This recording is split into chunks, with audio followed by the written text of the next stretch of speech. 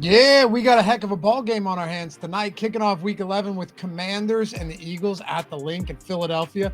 Well, NFC East divisional round rivalry, two 7-win teams. Can't ask for more than this. So let's make it happen. Sit back.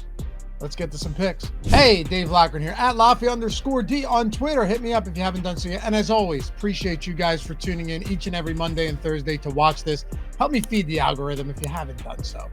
Hit the thumbs up, subscribe to the channel, and leave a comment down below. As always, you know I respond to them and read all of them. Let me know your favorite plays for tonight. Kind of a tough game. You know, a lot of unknowns between all of these. So let's talk about it. Eagles laying 3.5 here.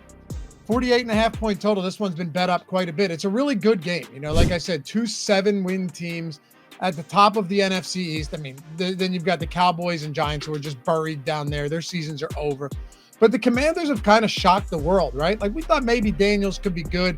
Maybe these guys can revamp things that had gone terribly wrong in the past under Ron Rivera. But they've been better than anyone expected. Jaden Daniels is the odds-on favorite to win Offensive Rookie of the Year. Dan Quinn, along with Joe Witt Jr. and Cliff Kingsbury, have totally transformed this team. Both sides of the ball as well. Give them a ton of credit. I mean, I will say, though, they should have lost by more to the Steelers last week. Their defense wasn't even bad. You know, Pickens carved them up because he's awesome, but the defense wasn't bad. Still, though, they weren't great. Like a botched punt by James Pierre for the Steelers resulted in Commanders scoring. And look, good field position, but they capitalized on it. Credit to them. But then how about the fact that Jaylen Warren fumbled at the 1-inch line, which would have been another touchdown. So the real question is, can Philly's defense, can they slow down Daniels on the ground, right? Like they haven't really faced any seriously mobile quarterbacks this year. They've still allowed the 4th fewest rushing yards to opposing quarterbacks. But again, you have to consider competition here. The Steelers have dominated in that regard all season long. Daniels had 5 rushing yards last game. That was pretty instrumental in them coming away with that road win as dogs. But also, can Quinyon Mitchell and Cooper DeJean continue to play at an elite level? Those guys have been awesome. You know, 2 early picks as rookies. They've been everything and more when it comes to what they were advertised as. Again, though, like they haven't faced stiff competition in this recent 5-game winning streak. There's a true test here. And that's why I say this game is kind of tough. Because if they continue to be great, Vic Fangio's defense is going to be really difficult to move the ball on. When you look at who they have on the defensive line, you know, and now like actually having a slot corner, actually having some linebackers that can play football, they haven't had that in quite some time. But one more time, is the competition that they've faced more indicative of how this team has played, or are they just good? Either way, I'd say personnel-wise, I don't actually think you guys would disagree with me, even if you're Commanders fans, even if you're on the side of the Commanders, which wouldn't blame you. You're getting them outside of a field goal. The Eagles have better team from a personnel standpoint. All right. Like it's just the way it is. You look at talent across the offense, defensively, you know, they have more names. The Commanders have outperformed every expectation, but from a personnel standpoint, the Eagles have been better. Now I'll say this. It's also a short week for both teams, but the Commanders still haven't had their bye. It's not even until week 14, which is crazy. So I do think some advantage, slight advantage goes to Philly in that respect as well. And if Washington wins this game, it's because they managed to slow down the ground game with Saquon Barkley, get pressure on Hurts and force him into mistakes, force him into sacks, because we know he's been known to hold on to the ball a little bit too long. And if Philly wins this game, it's because their defense actually is as good as they've looked over the past month and a half. But as home favorites on a short week against a team who hasn't had their bye yet, I'm going to lean Eagles here at -3.5. All right, let's talk some props. By the way, guys, it appears we somewhat beat Bet365 into submission. Has this not been the best promo we've ever had? We got $100 in bonus bets on Thursday from the Baltimore game. It's ridiculous. Plus, you're getting $150 in bonus bets when you sign up and deposit $10. Link, by the way, is in the description and the pinned comment. You click it if you're in any of these states. Takes a minute to instantly verify yourself. Sign up, deposit 10, only bet 5 of that. Now, here's the awesome part. Let's say you go, I want my bonus. They're my bonus bets and I want them now. Let's say you did that. You could bet on the first drive of this game. Do I recommend it? Not necessarily, but you could. It's only $5. So, I'm not really being reckless here. $5, on the first drive of this game. Whether it wins or loses, you still get those 150 in bonus bets as soon as it settles.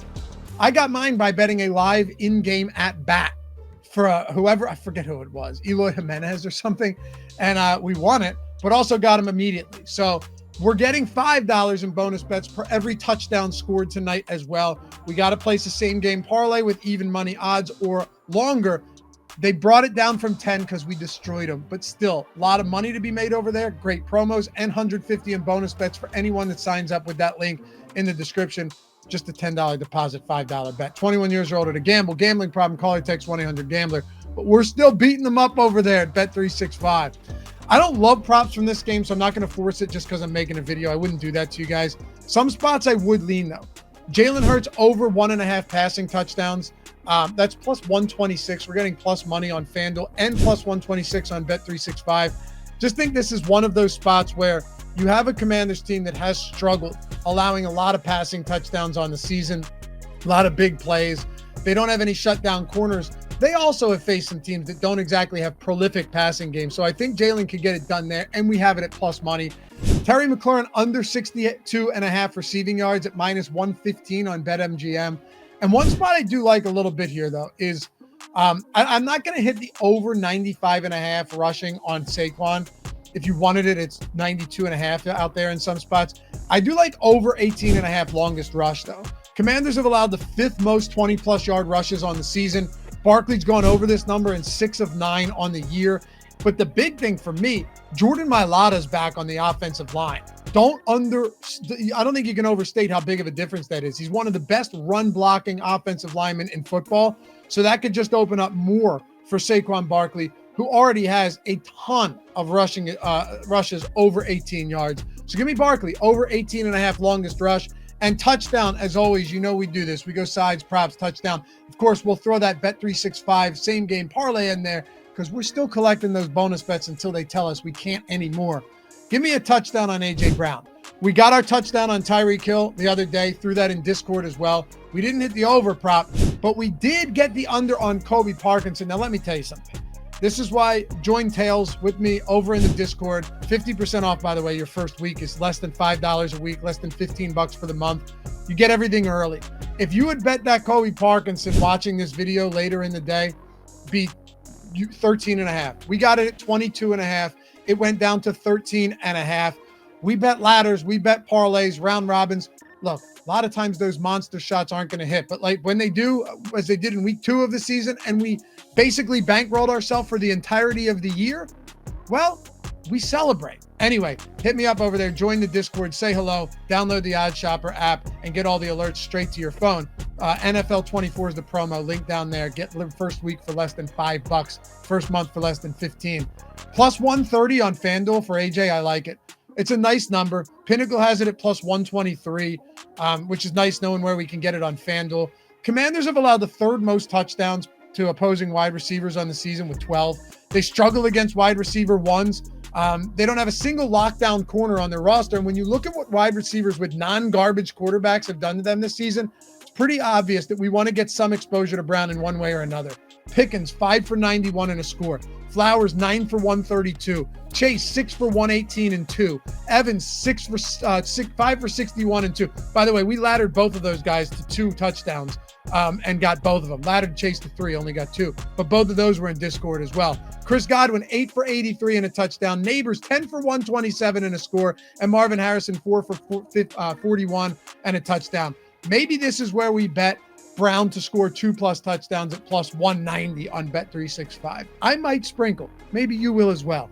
And as always, get our bonus bets on Bet365. Get that same game parlay. Shortest odds need to be as even money. Give me Jalen Hurts plus 150 or 150 plus passing yards. Give me Noah Brown 25 plus receiving yards. And A.J. Brown, you always got to have one non-gimme in there. A.J. Brown, 5+ receptions. That gets us to plus 110. And we do it like that. Appreciate you guys hanging out as always. I'll see you back here Monday for Monday Night Football. Until then, good luck. Peace.